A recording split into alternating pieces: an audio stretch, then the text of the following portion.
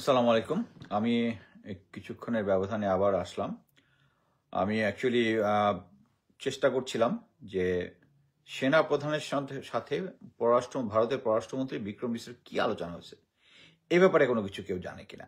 Actually প্রথমে অনেক কিছুর চেষ্টা করেও কিছু না পেয়ে শেষ পর্যন্ত একটা বিশ্বস্ত সোর্স থেকে যেটা জেনেছি, সেটা যেহেতু এটা একটা সোর্স এবং এটা আমি শেয়ার করার মূল কারণ হচ্ছে এই সোর্সেরটা আমি যতবারই সেকেন্ড এবং থার্ড টাইম রিকনফার্ম করেছি সবকিছু কনফার্ম হয়েছে।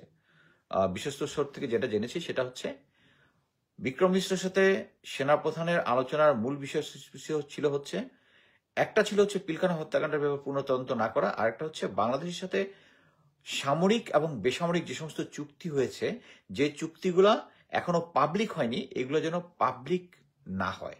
চুক্তির শর্তাবলীর মধ্যে তো শেখ হাসিনা বলিয়ে দিয়েছে আমরা ভারতকে যা দিয়েছি এখন পর্যন্ত কিছু দিতে পারেনি। সেম জিনিস যেন এই চুক্তিগুলো যেন পাবলিক না হয়। এখন আমি বলবো যে এটা করার কিন্তু বিক্রম মিশ্রের সাথে করার কথা ছিল সরকারের সাথেও আমার ধারণা সরকারের সাথেও করেছে, কিন্তু he knows that General Walker is a stakeholder, so General ওয়াকারের সাথেও সে একই বিষয়ে বক্তব্য রাখছে। এখন আমি আসি হচ্ছে আবার প্রফেসর আসিফ নজরুল প্রসঙ্গে। আমি অ্যাকচুয়ালি উনি যখন সংবিধান নিয়ে একটা বই লিখেছেন, ওই বইটা আমি এনেছি, বইটার অর্ধেক আমি পড়েছি এবং বিভিন্ন সময়ে ওনার যে সমস্ত কমেন্ট করেছি সেটা হচ্ছে বাংলাদেশের সাথে বিদেশের যে কোনো চুক্তি হলেই সেটা সংসদে আলোচনা করার কথা, আমি লেমম্যান ল্যাঙ্গুয়েজে বললাম। সো তার কয়েকটা ইয়ার মধ্যেও দেখেছি যে তারা বিদেশের সাথে যে সমস্ত চুক্তি হয়েছে এগুলো নিয়ে আলোচনা করেছে। সংবিধান এখন নাই, সংবিধান মানে হচ্ছে সংবিধান হলে এটা জনগণের জানার অধিকার আছে। আমি বলবো আমরা কি বিক্রম মিশ্র যে দাবিটা করছে, যে আশাটা করছে যে আমরা এই চুক্তিগুলো পাবলিক করব না, এমনকি ভারতের এজেন্ডা বাস্তবায়ন করব, নাকি আসিফ নজরুল যেটা নিজে বলেছেন, বইতে লিখেছেন, বিশ্বাস করেছেন যে বাংলাদেশের সংবিধানে যে বিদেশের সাথে যে কোনো চুক্তি হলেই সেটা সংসদে আলোচনা করতে হবে।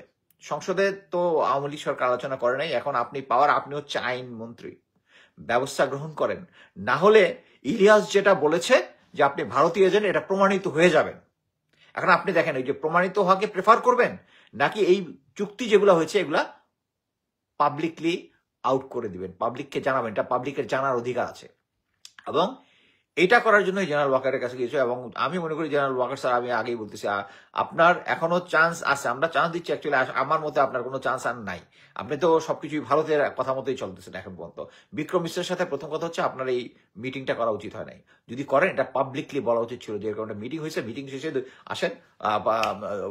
যেভাবে সবসময় একটা মিটিং করার পরে সাংবাদিকদের কোশ্চেনের অ্যান্সার দেয় আপনারা দিতেন, তাহলে তো আর কোনো কোশ্চেন থাকতো না। সো আমি আবার বলতেছি, জনাব আসিফ নজরুল, আপনি ভারতের সাথে যে সমস্ত চুক্তি হয়েছে, সামরিক বেসামরিক অন্য দেশের সাথে যে কোনোটা হইলেই সংসদের আলোচনা হওয়ার কথা আছে সংবিধান অনুযায়ী, আমাদেরকে দেখান, না হলে প্রমাণিত হবেন যে আপনি ভারতীয় এজেন্ট। ধন্যবাদ।